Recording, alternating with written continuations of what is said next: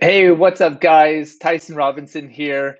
Today I am going solo, but wanted to talk about some really good information just with regards to real estate and rentals and essentially what some of California's policies are doing to essentially I want to say kind of mess things up a bit, but definitely creating certain shifts within the rental market, which is huge. So anyway, I'm gonna dig in a little deeper.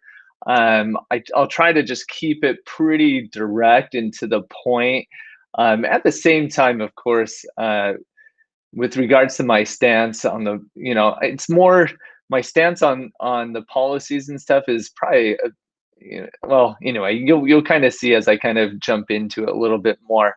But essentially, what's happening in the state of California is, of course, they've been, with COVID and everything going on. What's going on is that landlords are not able to evict tenants, even if they're not paying their rent.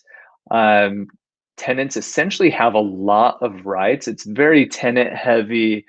It just favors tenants in many ways, especially with just the ability of a tenant. They can sign a document that essentially says they're being affected by COVID and that they cannot make their payments. And those situations are starting to come up a bit. We probably would have thought it would have been more common, even considering we manage about 250 properties, a lot more common than what it actually has been. But here's what's happening, and I'm able to see a lot of what's going on because of the fact that we do manage 250 properties. Because of the policies favoring tenants so heavily, landlords and owners of these properties are essentially getting in positions where it's like, why would I want to have the risk of owning a property that the tenant could get away with essentially not paying rent for months and months, if not years? Because we know that the eviction moratorium, if I don't know if that's the correct way of saying it, but that they cannot proceed with an eviction up through the end of this month. And most believe, including myself, that that's going to be pushed back even later this year, if not even as far as the end of the year. But what's kind of crazy to think about with all of this is the fact that if we have that many owners, because of these policies that are in place that are totally favoring the landlords in all these situations. Aline, Josh, what's up, guys? Essentially, it's going to cause pressure on rentals, right? Because if all of these owners decide that the risk is too high in California, I don't want to own a property, they're going to sell.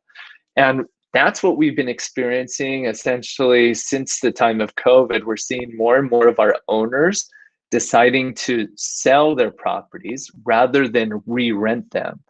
And so just let's think about that. Obviously, if they're selling, that means that the tenants within their properties are going to have to move out and go find another rental. And when they do that, and if that's just happening across the board amongst all the owners who own rentals here in California, what sort of pressure is that pushing onto the rental market?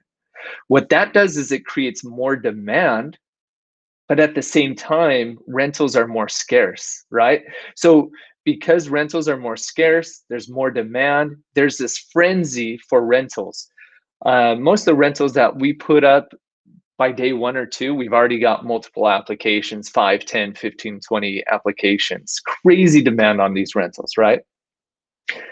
And that's not good, right? Because if we don't have a healthy supply of rentals and there's that much demand and yet they're scarce, there's a limited supply, what's going to happen with rents?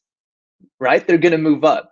So you would think that logically, as a politician in the state of California, you would think about these things like, what is the consequence of us pushing everything to where it favors the tenant so much, right? Because owners are going to obviously get into that situation where it's like, it doesn't make sense for me. I don't want to go a year without receiving rent. I can't evict them. I can't. What am I going to do if they decide to not pay rent?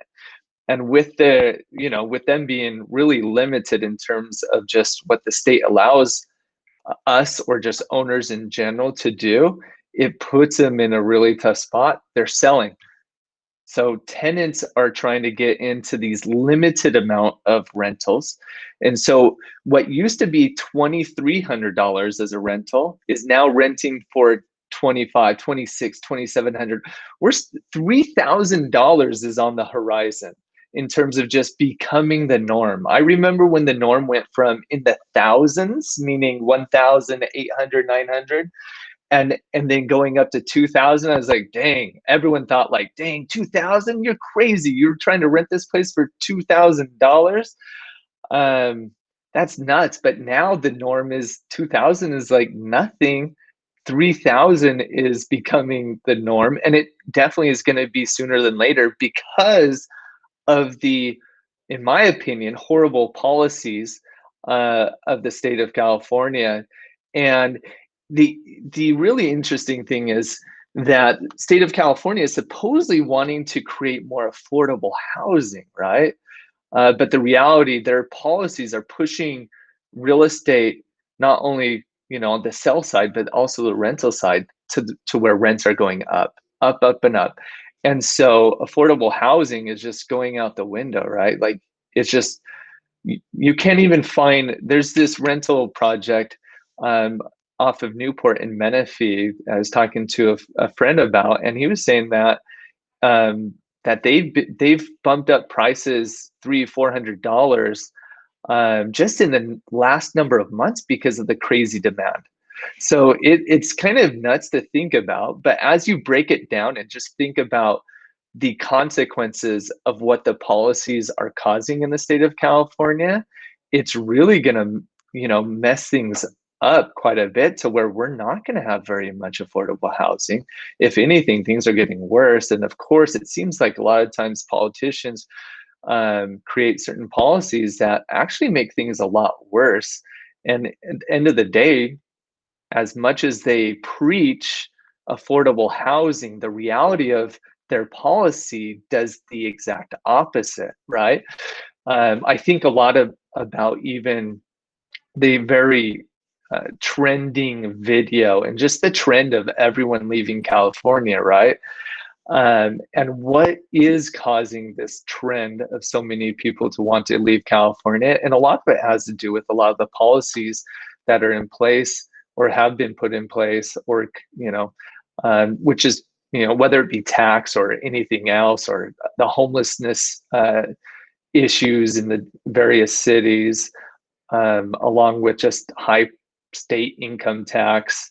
I think we're the highest in the nation or very close to it. The cities just aren't, especially the bigger cities, just aren't as safe as they used to be.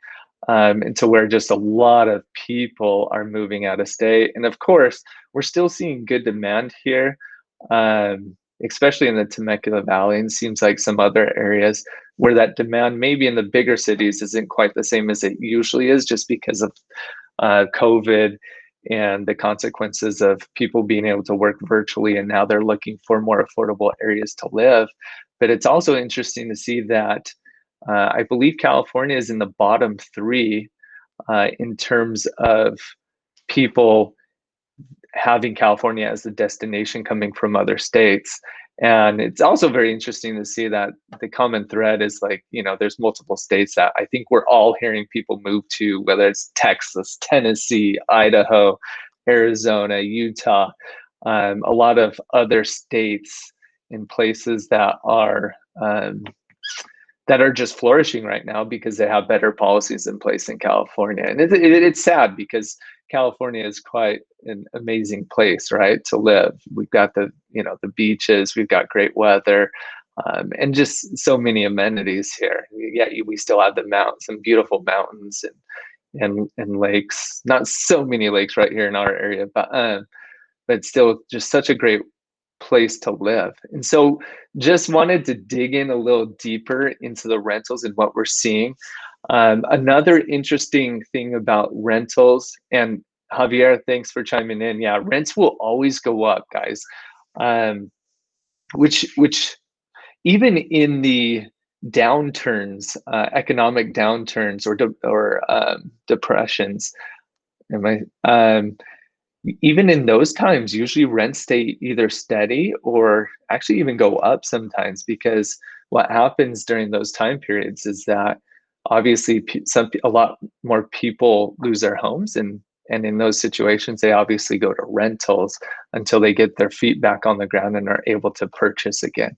But that's good to know, right? Because if you are in a situation where you really have some disposable income and you do want to put some money somewhere, I still think it's great to put some money into real estate. My personal opinion, though, is I'm not investing currently in California. I'm investing in some other states that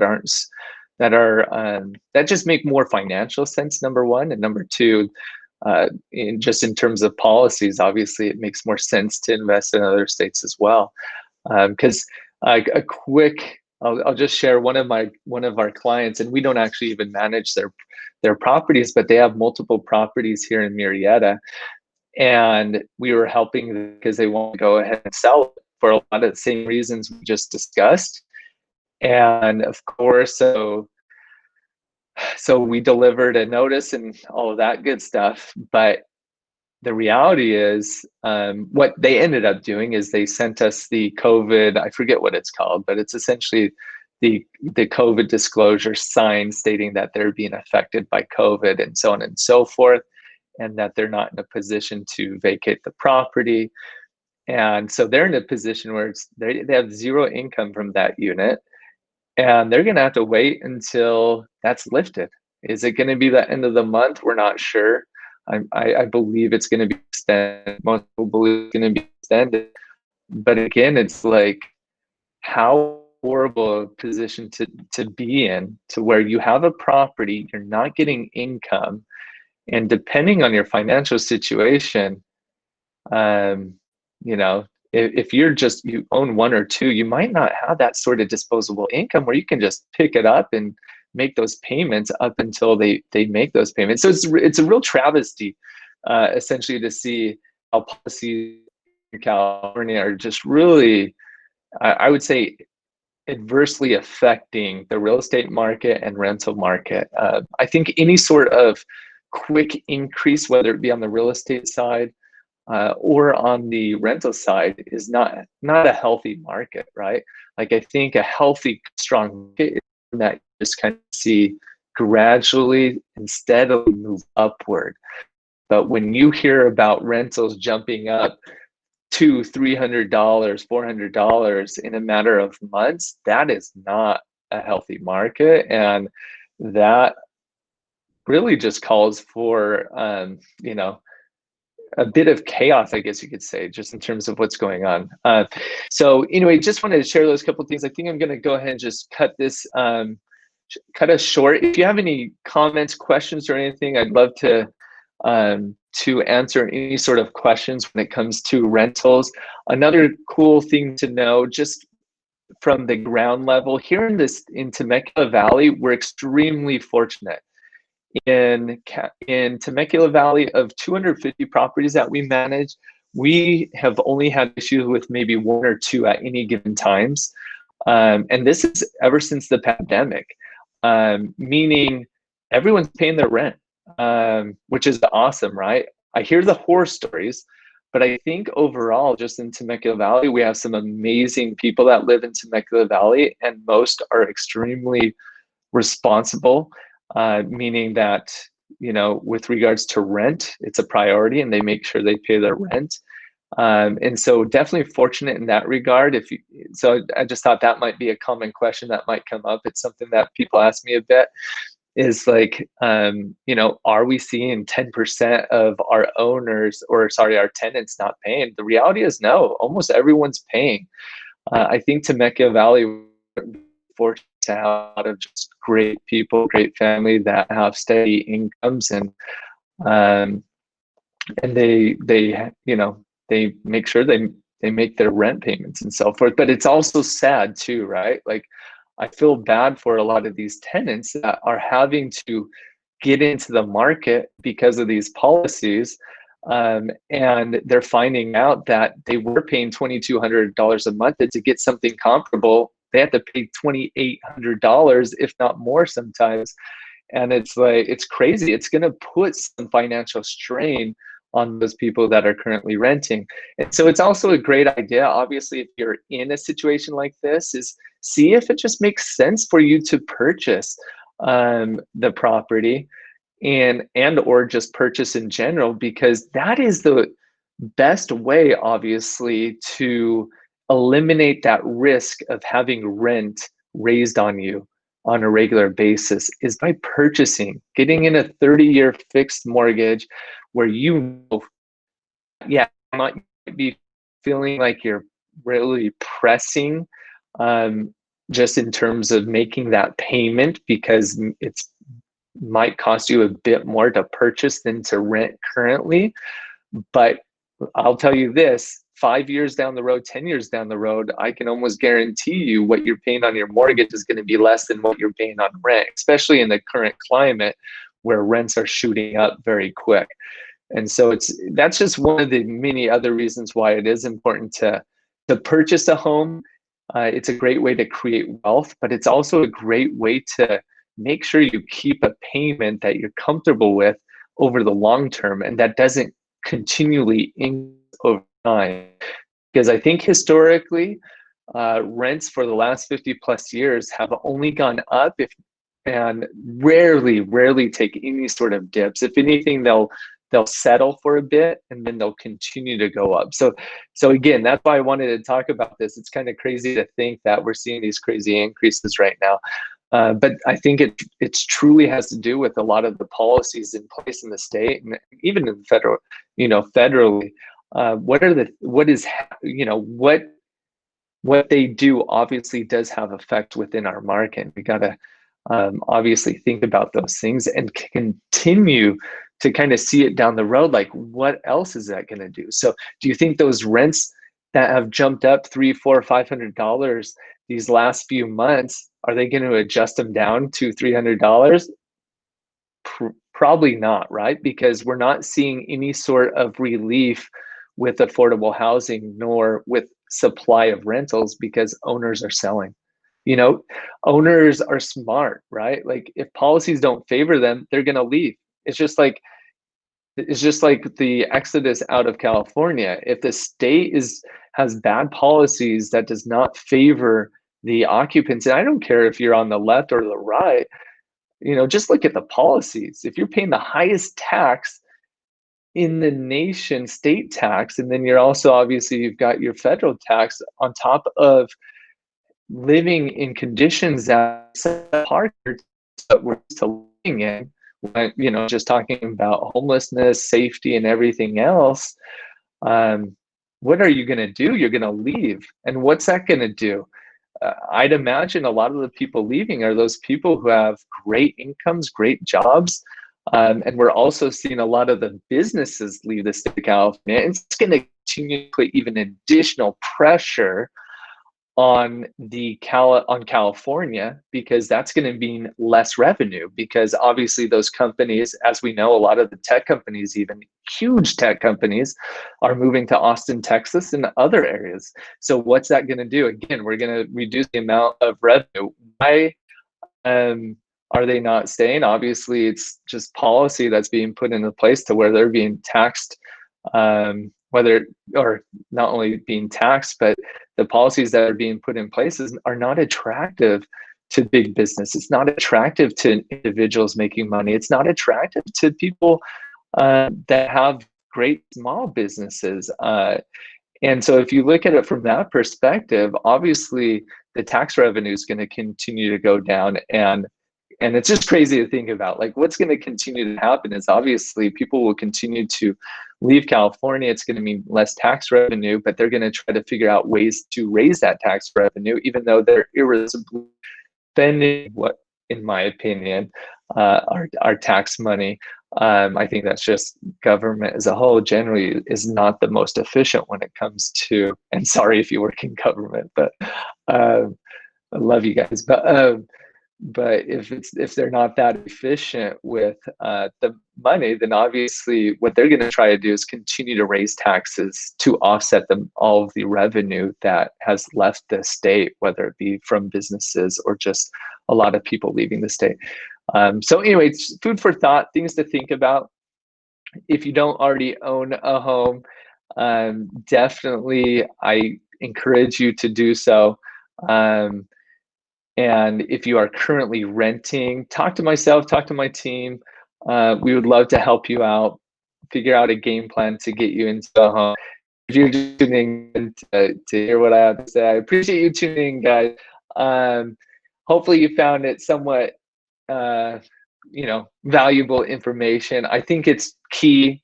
Obviously, the more educated we are with what's going on with the market and what's really happening, obviously that's power and the ability to really have confidence and really help bring value to our clients and those around us. So anyway, that's all I wanted to share today. So I'm going to cut it short. I appreciate you guys tuning in. Autumn, thanks for always being on. Monica, why are you laughing? Because I'm talking about politics a little bit. I don't talk about politics, and I don't want anyone. I mean, you could probably tell which way I lean, but at the same time, it's like I'm more a business guy more than anything. I hate politics. I think politics just creates more division, and it's just, honestly, extreme either side is just, I can't handle it. So, but anyway, guys, if you have any questions, Diogo, what's up? Diego is our brother. I don't know who remembers that Brazilian buffet back in the day, but I met him there. That's a long time. That shows you how long I've been here in Temecula Valley. But anyway, thanks for jumping on, guys. Amelie, thank you. Have a good one. If you have any questions, you guys want to chat the rental market or anything, I'd love to help. We're here for you guys. You guys rock. And again, thanks for jumping on. Have a good one. Bye, guys.